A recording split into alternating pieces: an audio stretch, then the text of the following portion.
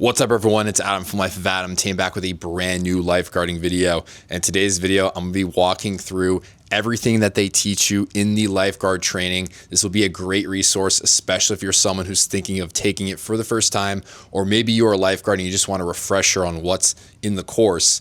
I'm gonna walk through everything you need to know. Now, before I dive into this, if you guys are new to the channel, I make a bunch of lifeguard content about how to pass the course, the swimming pre-tests, how to find a job, everything you need to know about lifeguarding. So definitely consider subscribing and liking the video if you're new to the channel. Now, starting off, I'm gonna divide this into 4 sections. And each of these 4 sections are kind of the main portions of the lifeguarding course. And I'll give you guys a breakdown on like when you'll see this, when you'll learn this, and whether or not it's important for the final exam to get your certification. So let's dive right into it.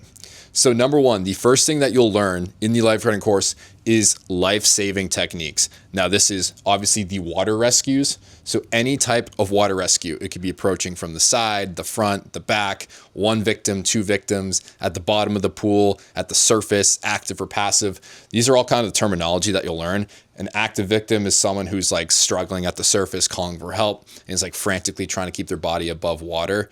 Passive victim is someone who obviously goes unnoticed and they swallow a bunch of water and they're not moving and they're kind of sinking to the bottom. So these guys are not good, but you'll learn how to make saves for those guys. And also stuff to do with the depth of the pool, if it's the shallow end or the deep end. So the number 1 thing you'll take away from the course is you'll learn how to make water rescues. You'll learn how to make saves for all these different types of situations. You'll also learn how to use various types of equipment. Now, obviously this depends on where you work.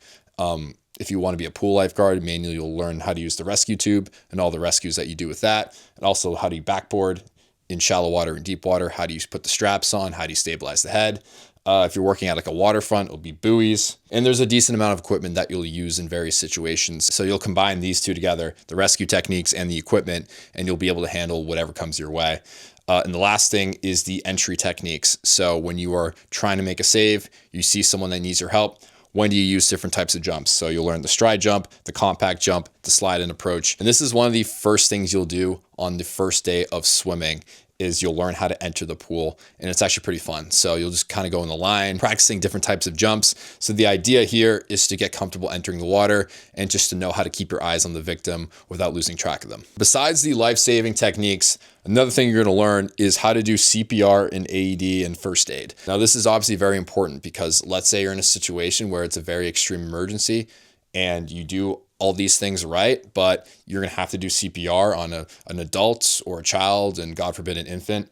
You're going to have to know exactly what to do to save as much time as you can to provide the best care possible. So you kind of have to combine these 2 things. So when it comes to CPR first aid, in the course, you'll learn how to do it for an adult and a child and infant, the compressions, the rescue breaths, 1 person CPR, 2 people CPR.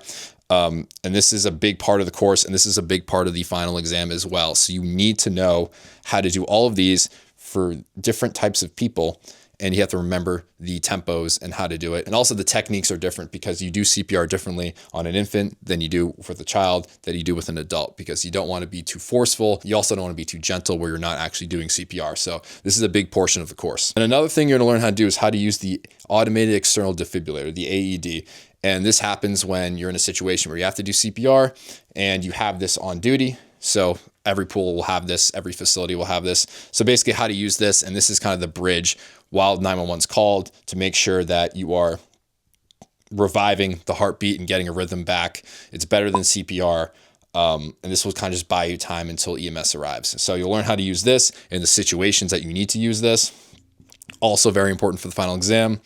And you'll also learn first aid. And now this is more of the common part of this when you're working as a lifeguard on the job. First aid is very common. You're going to have people that have nosebleeds, that have scrapes, that have wounds, that have burns. Basically, people come up to you with these random injuries, and you're going to have to be able to provide care and know exactly what to do. So this is kind of like a fun section, to be honest. Really, you're just learning the symptoms of each injury or medical condition, and you'll learn the progressions on, okay, if this person feels like they're dehydrated, or if this person feels like they're in the sun too long, bring them into a cool environment, get them water, stuff like that. But obviously they escalate to more extreme conditions. So first aid is important, and you'll learn every single type of situation with all these different types of injuries and what to do. Now, if we go over here, we have the surveillance and prevention. This is basically on job, like tangible. What do you do every day? This is like kind of what you have to learn how to be a lifeguard. You're going to have to learn how to scan, which is looking up and down the pool, identifying hazards, recognizing swimmers that need your help, which can be tricky because especially if you're a new lifeguard and you see someone that doesn't really look like they're a good swimmer, do they need your help or are they just a bad swimmer? So this kind of happens with time, but in the course, you'll be able to identify when your involvement is needed to help shut down things that have risk. And this happens in various types of coverages. And the zone coverage is basically you have multiple lifeguards on duty, basically assigns areas that are your zones and what you need to worry about and what your coworkers need to worry about. So if it's a big pool and there's 4 lifeguards, you'll divide it up into fourths. So maybe you're responsible for part of the deep end or you're responsible for part of the shallow end. So really it's just like a quadrant and each lifeguard has their own little quadrant. So that's zone coverage. Basically how to scan in that zone. And also that means you have to be looking outside of the pool as well, because people could be running, people could slip and fall. So just because you're assigned a zone and you're mainly looking in the water, you also got to be looking outside of the pool as well on the pool deck. Enforcing rules, this is a big one. This happens really with experience, but the course will walk you through the proper wording and how to get people to stop doing things and what to do if people don't listen, everything you need to know. This is a big part of your job. Not so much on the test. They might ask you a question on like when to word things and when to tell people to stop doing things, but enforcing rules, zone coverage, and scanning, you might have a couple questions on it, but it's really more about like real world application.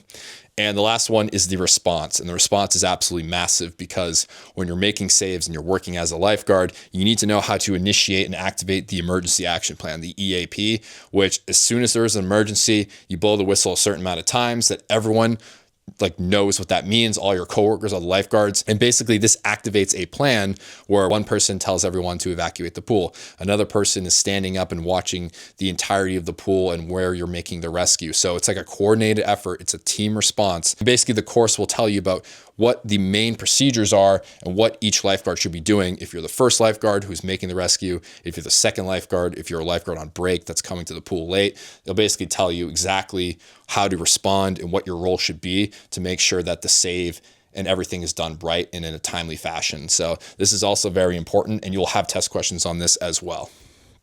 And the last thing is physical fitness. And when I think of physical fitness, I think of obviously you learning all the water rescues and the techniques and you're in the pool learning, but I mainly think of the first day. And the first day of the course, you take a swim test. And this will show the instructor whether or not you are a strong enough swimmer to take the lifeguard course and to be a lifeguard. So that's at the very first day. The first thing you do in the water is you do a lap swim, you do a tread water like sequence, and you also do a brick dive where there's a brick on the bottom of the pool. You have to go down and pick it up and kick it to safety like it's a victim. So that will test your swimming skill and also will test your speed and your endurance as well. You're gonna have to tread water for 2 minutes with no hands. You're gonna have to swim laps for an extended period of time. You're gonna have to do the brick dive in a certain period of time, 1 minute and 40 seconds. The last time I checked, as of 2024, about to be 2025. And these are timed events that you'll do at the beginning of the course and at the end of the course to make sure that you're sharp enough so that when you're out there as a lifeguard, you know what to do and you do it quickly. So this will definitely get you into shape. And if you're someone who's done swim team in the past, this shouldn't be any worries. And if you're someone who's like me, who never did swim team and you're a good swimmer, you'll be completely fine. Just make sure that you learn the techniques first. Don't rush things. Have the proper form. That's the most important thing. And then as you get comfortable, do it a couple of times because you'll be in groups and you'll learn different rescues and you'll rotate. So the more you learn it, the more comfortable you will be. And then you can kind of work on your speed a little bit, but just get the basics down. And I guarantee you this rescue drill section will be a breeze and you'll actually have fun because it's pretty enjoyable. So these are kind of the 4 main areas. And as soon as you get all of these and you learn all of these, you will get your lifeguard certification, which will be active for 2 years. And the thing about this is that it's active for 2 years, but you don't have to do the entire course all over again. Once the 2-year hits, all you have to do is a recertification, which is very easy, very laid back. Most of the time, it's only 1 day for like 4 or 5 hours, and then it'll extend for another 2 years. So make sure that you take advantage of this. Lifeguarding is a great opportunity. Check out my channel if you want some more resources and you want some more help on each and every one of these categories. And I'll see you all in the next video. Thanks so much for watching. Peace out.